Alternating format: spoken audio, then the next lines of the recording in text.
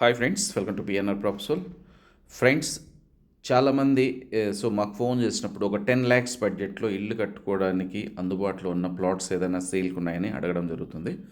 So వాళ్ళ కోసం కొన్ని రీసేల్ ప్లాట్స్ని మార్కెట్ కన్నా ఆల్మోస్ట్ 50% స్ట్రైట్ అవే తక్కువ ఉన్నవి, సో లీగాలిటీ జెన్యున్గా ఉన్నవి. ఈవేళ స్పాట్ రిజిస్ట్రేషన్ చేసుకోవచ్చు.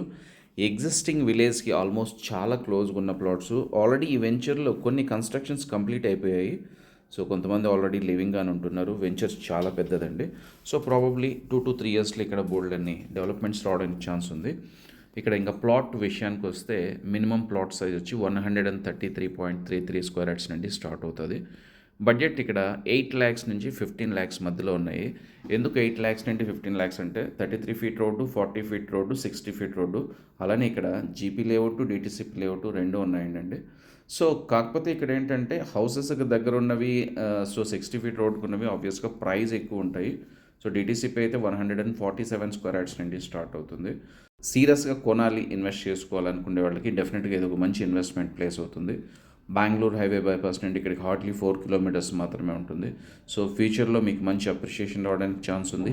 ఒక గెస్ట్ హౌస్ అయినా ఇల్లు అయినా కట్టుకోవడానికి మంచి ప్లేసు. సరౌండింగ్స్ మీరు చూస్తున్నారు కదా, బోల్డ్ అన్ని డెవలప్మెంట్స్ అయినాయి.